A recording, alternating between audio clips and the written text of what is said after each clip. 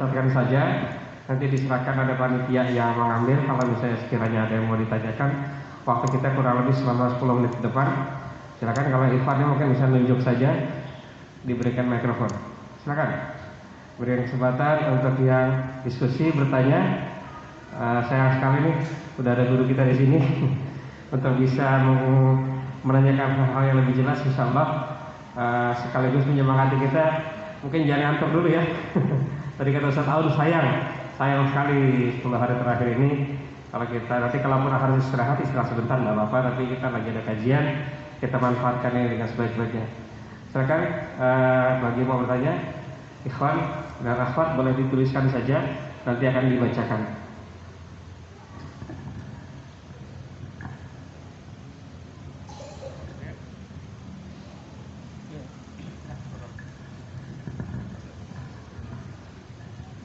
Izin bertanya, Assalamualaikum warahmatullahi wabarakatuh.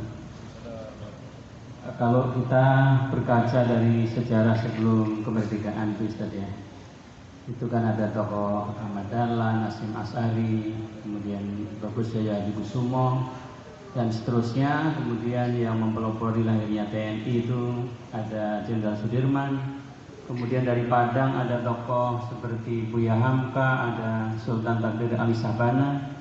Nah, mereka kemudian bisa bersinergi untuk menjadi sebuah kekuatan sosial yang besar, sehingga Belanda itu bisa diusir dari Indonesia. Namun setelah Indonesia merdeka, itu seperti masing-masing itu berjalan sendiri-sendiri sampai hari ini. Kita melihat kelompok-kelompok yang belum bersatu, Ustaz. Nah, apakah untuk menyatukannya itu perlu musuh yang nyata, real, seperti Belanda ingin menghancurkan kita, atau ada musuh-musuh yang sekularisme, feminisme yang tanpa kita rasa, karena itu tidak begitu real, akhirnya kita seperti bangga dengan kelompok masing-masing dan menafikan kelompok yang lain. Itu gimana, Ustaz? Assalamualaikum warahmatullahi wabarakatuh.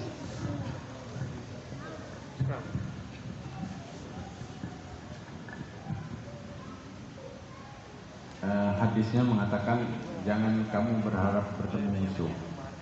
Jadi kita berharap ya untuk menyatukan umat Islam ini tidak harus ada musuh. Mudah-mudahan tidak memerlukan itu. Kalau saya melihatnya harus ada orang-orang ya khusus yang mengupayakan untuk agar mereka semua ini, umat Islam ini, bisa bertemu. Nah, ini yang belum ada. Harusnya ada satu tim gitu yang memiliki kesadaran yang bagus sih dari berbagai unsur. Tim ini terdiri dari berbagai unsur, menyadari betapa umat Islam ini menghadapi tantangan yang sangat berat, terutama menghadapi tantangan konspirasi dan sebagainya. Itu sesuatu yang semua orang bisa merasakan. Nah, kemudian ya tim yang dari berbagai unsur ini ya berkomunikasi dengan semua tokoh, semua komunitas yang ada, agar menyadari potensinya ya, dan agar tidak mau diadu domba, dipecah belah. Nah, ini saya kira ini yang belum, saya melihat ini belum diusahakan. Belum ada inisiasi untuk melakukan itu. Maka harus ada upaya-upaya untuk bisa melakukan ini. Istilahnya apa itu? Konsolidasi atau rekonsiliasi lah gitu. Sehingga ini penting. Dan jangan mengatakan nggak mungkin ya. Coba dulu. Kalau mengatakan nggak mungkin itu namanya pesimis. Mungkin, bisa. Umat Islam ini banyak memiliki kesamaannya ketimbang perbedaannya. Ya, tapi masalahnya, ini kadang-kadang ada pihak-pihak yang tidak suka kalau semua potensi umat Islam ini bersatu. Itu menakutkan. Karena itu selalu diupayakan bagaimana supaya tidak terkonsolidasikan. Nah, karena itu ya kita harus ada orang yang mengkonsolidasikan semua ini, dan itu bisa kalau dicoba. Nah, ini yang saya melihat, menurut saya pribadi ini yang belum ada. Nah, dulu karena ada penjajah jadi mudah terkonsolidasikan. Nah, tentu kita tidak berharap kemudian dijajah lagi baru terkonsolidasikan, tidak. Kita tidak ingin. Ya, harusnya bisa terkonsolidasikan. Kenapa orang lain bisa melakukan itu, kita tidak bisa? Karena kita belum mencobanya. Nah, harus dicoba. Ya, saya kira itu. Ini perspektif saya ya, pribadi.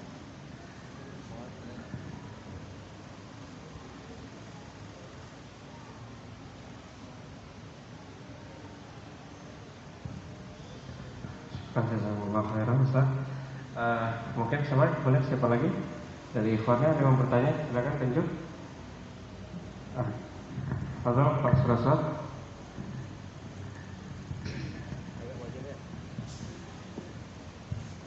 Izin bertanya Ustaz.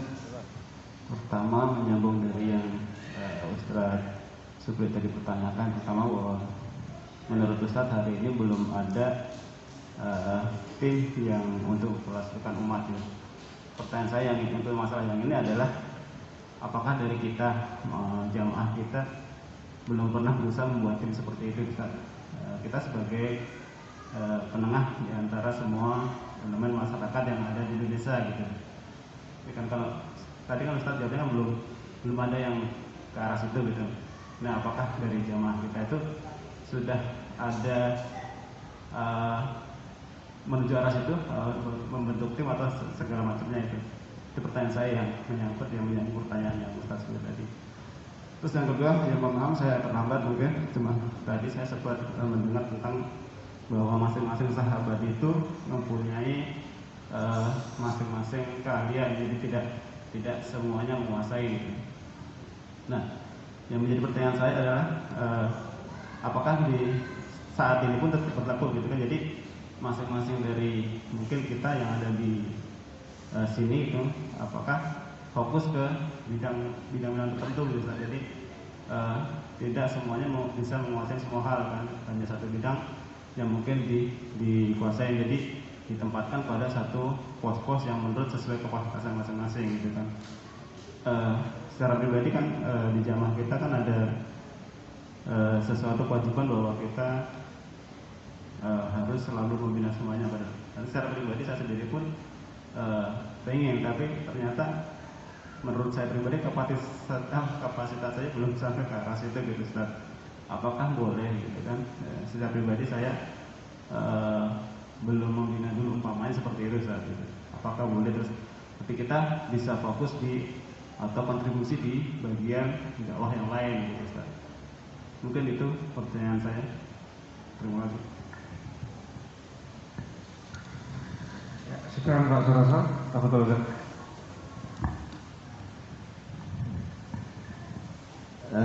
Setidaknya saya melihat belum ada ya, menjawab pertanyaan yang pertama. Kita masih masing-masing itu masih memikirkan bagaimana bisa besar, bisa menang masing-masing. Nah, belum tersinergikan. Jadi memang harus ada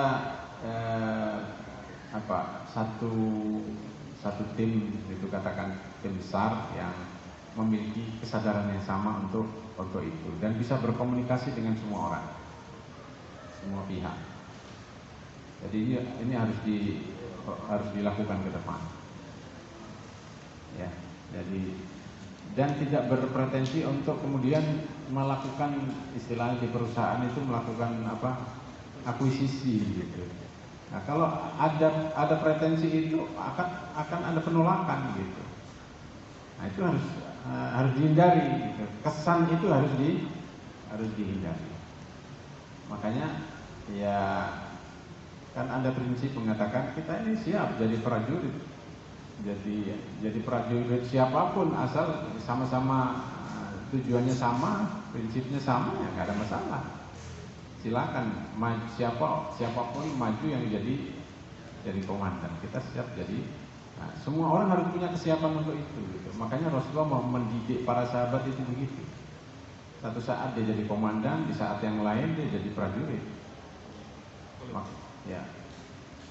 Umar bin Khattab, Abu Bakar dan yang lainnya itu kan pemimpin, tapi pada peperangan tertentu dia jadi prajurit juga, dan siap, nggak ada protes, nggak ada apa. Harusnya semua orang Islam begitu. Nah, tapi ini kan ya perlu apa ya? Perlu kesadaran dan pemahaman. Jadi ini kalau saya lihat ini belum ada. Nah, maka ke depan harus diupayakan. Di beberapa komunitas itu saya selalu kepikiran ini saya lontarkan di grup yang lintas organisasi itu saya ikutin. Ini harus ada. Saya lihat mereka bicara tentang keumatan bagus-bagus, cuman ini hanya di grup ini saja saya bilang. Harusnya masing-masing kita bergerak ke komunitasnya supaya tersambungkan umat ini. Itu hal yang pertama. Kemudian yang kedua, ya masing-masing ya sesuai bekerja bergerak sesuai dengan keahliannya. Kalau mentarbiyah itu semua orang harus bisa. Ya. Karena itu prioritas. Tarbiyah itu fardu kifayah. Tapi definisi fardu kifayah harus ini jelas. Fardu kifayah itu kalau belum terpenuhi semuanya, maka semua berubah menjadi fardu ain. Ya. Itu fardu kifayah. Tapi kalau kebutuhan ini belum tercover, belum bisa memenuhi seluruhnya, masih banyak orang yang belum terdidik ya, terbina gitu. Berarti yang belum membina ini wajib melakukannya. Jadi jangan memahami fardu kifayah itu kalau sudah ada yang melakukan berarti sudah bebas. Tapi melakukannya itu kalau sudah sempurna kebutuhannya itu. Nah itu yang harus kita pahami. Karena membina itu fardu kifayah yang harus terlaksana seluruhnya. Kalau belum berarti semuanya ya, menjadi mendapatkan beban kewajiban untuk melakukan. Nah, kira-kira kita melihatnya sudah terpenuhi semuanya atau belum? Belum. Masih banyak tugas yang belum terlaksanakan. Nah, berarti ini fardu kifayah yang belum tersempurnakan. Kalau belum tersempurnakan, ya kembali kepada kita semuanya. Berarti kita wajib melakukannya. Kembali akhirnya menjadi fardu ain. Seperti itu, ya. Memahaminya. Jadi bukan dipahami itu sebagai sebuah sebagai sebuah keahlian gitu, takhasus yang orang bebas memilih, tidak. Ini adalah kebutuhan. Fardu kifayah, betul fardu kifayah, tapi sebelum itu terlaksana berarti kembali kepada kita semuanya. Nah, kita seperti itu.